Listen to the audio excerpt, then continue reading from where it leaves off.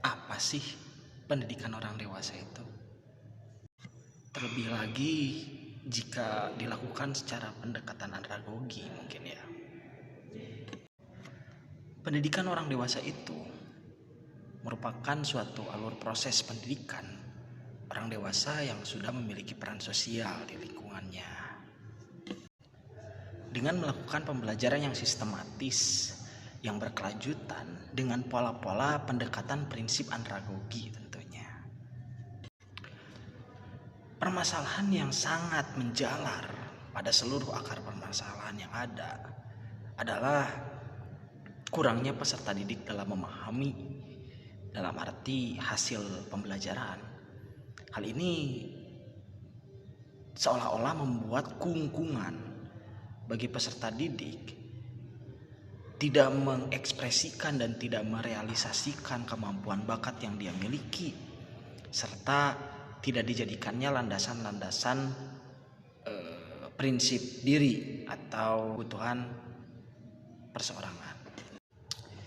Tapi apa sih yang menyebabkan hal itu bisa terjadi? Kenapa masalah-masalah ini selalu muncul ketika pembelajaran ada? Ternyata setelah membaca beberapa jurnal yang ada kaitannya dengan ini, secara tidak langsung dan secara tidak sadar, realitas objektif yang ada di lingkungan pembelajaran itu kurangnya menerapkan dan kurang tepatnya menggunakan prinsip-prinsip andragogi di dalam pembelajaran itu sendiri. Maka dari itu, pembelajaran yang menggunakan prinsip dialektika andragogi dengan kelima prinsip dasar yang dikemukakan oleh pada tahun 1979, Knowles pernah berkata, mengemukakan pendapat bahwa kegiatan pembelajaran itu pada dasarnya untuk menemukan jati diri individual, untuk menemukan seberapa kapasitas dan kemampuan dia dalam mengaktualisasikan dirinya. Prinsip pendidikan orang dewasa dalam belajar pernah dikemukakan oleh Lindemann. Dia mengemukakan bahwa ada 5 prinsip dasar, teori dasar orang dewasa belajar. Yang pertama, titik keberangkatan pembelajaran orang dewasa itu ketika dia mengetahui kebutuhan dan minatnya. Apabila kebutuhannya terpenuhi dengan dia belajar itu, maka dia akan belajar tentang itu. Dan ketika dia minat tentang suatu ilmu, maka dia pun akan belajar tentang ilmu itu. Karena titik keberangkatannya itu berdasarkan kebutuhan dan berdasarkan minat. Nah, itu. Yang kedua, kegiatan pembelajaran orang dewasa itu selalu terkait dan ingin dikaitkan kepada kehidupan, bukan kepada pelajaran. Maka kenapa tadi titik keberangkatannya adalah kebutuhan dan minat? Karena harus terkait juga pembelajarannya itu berdasarkan kehidupan dia. Selanjutnya ada yang ketiga, pengalaman adalah sumber dari ilmu pengetahuan itu sendiri. Bahwa orang dewasa dia telah mempunyai pengalaman yang luar biasa tentunya dalam praktisi di lapangan. Tetapi berbeda ketika berbicara tentang teoritis. Maka dengan adanya pembelajaran yang sistematis yang digabungkan dengan praktisi lapangan hasil pengalaman orang dewasa, itu akan membuahkan hasil yang luar biasa tentunya.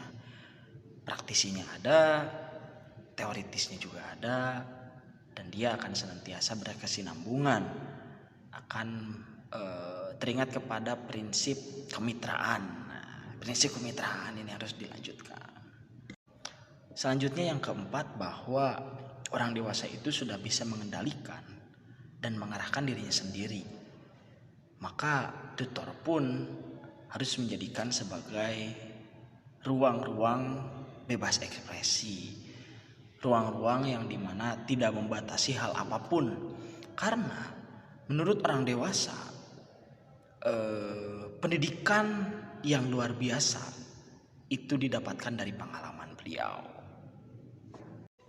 Dan yang kelima, yang tidak kalah pentingnya, bahwa pendidikan orang dewasa itu harus memfleksibelkan waktu, mengefisiensikan waktu, guna agar tidak mengekang, dan karena orang dewasa itu sudah memiliki kegiatan di luar, kegiatan yang mungkin tidak bisa ditinggalkan. Maka dari itu pembelajaran yang harus dihadirkan oleh kita sebagai tutor itu memfleksibelkan waktu bagi mereka yang ingin belajar.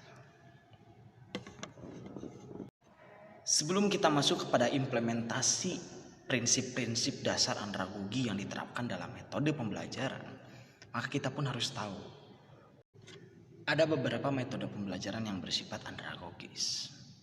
Berikut adalah langkah-langkahnya. Yang pertama, kita harus menciptakan nuansa-nuansa suasana iklim yang sangat-sangat cocok sekali dengan orang dewasa. Dan yang kedua, itu menciptakan struktur organisasi perencanaan, tetapi harus bersifat partisipasi, guna untuk mengikut sertakan peserta didik orang dewasa dalam merealisasikan atau mengaktualisasikan program-program perencanaannya. Dan yang selanjutnya itu harus merumuskan, mencari formula tentang kegiatan pembelajaran. Selanjutnya kita juga mendiagnosis kebutuhan pembelajaran, dan kita juga harus merencanakan dan merancang strategi untuk mencapai titik fokus atas dasar pembelajaran itu sendiri. Itu adalah langkah-langkah yang sangat andragogis banget ketika membahas tentang metode pembelajaran yang sangat andragogis gitu. Biar sistematis aja gitu kan, andragogis banget gitu. Oke, sekarang kita masuk kepada implementasi seperti apa yang harus kita lakukan terkait dengan prinsip-prinsip andragogi itu sendiri. Penerapan andragogi yang bermetodekan pembelajaran andragogi itu dapat dilihat dari pengorganisasian bahasa dalam pembelajaran. Setiap bahan ajaran, bahan pembelajaran yang diberikan kepada warga belajar ataupun itu orang dewasa, itu harus kita bisa melihat seberapa tertarikkah mereka dalam pembelajaran itu sendiri. Karena bahan ajaran harus sesuai dengan kebutuhan-kebutuhan mereka. Ketika mereka terlihat tertarik, maka dia akan menggeluti dan minat terhadap apa yang akan kita bahan ajarkan. Karena dalam pembelajaran orang dewasa, itu orang dewasa memiliki karakteristik, memiliki prinsip-prinsip, dan memiliki kondisi atau latar belakang yang berbeda-beda, yang tentunya harus dirasa kita itu melihat dan melek terhadap itu.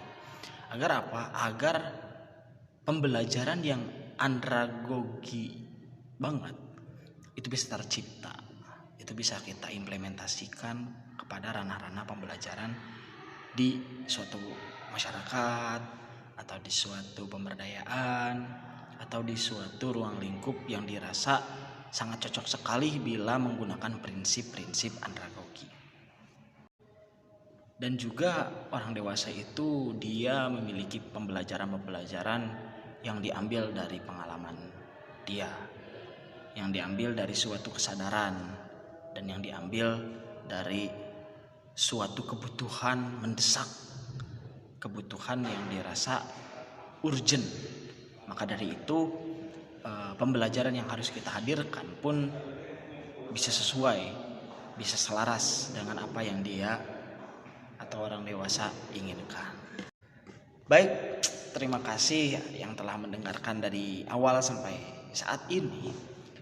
Karena pada dasarnya kami di sini hanya saling mengingatkan bahwa prinsip-prinsip andragogi dalam metode pembelajaran itu tidak selamanya bisa selaras dengan pembelajaran itu sendiri. Maka dari itu, ketika dirasa dalam ruang-ruang pembelajaran itu cocok dengan menggunakan prinsip-prinsip andragogi yang tadi, dirasa harus digunakan pula pada kegiatan-kegiatan yang nuansanya sangat cocok apabila menggunakan metode prinsip andragogi. Sekian dan terima kasih. Saya Syahdira Ramadan Purnama Firdaus, izin undur diri dari Penmas Angkatan 23. Salam sejahtera.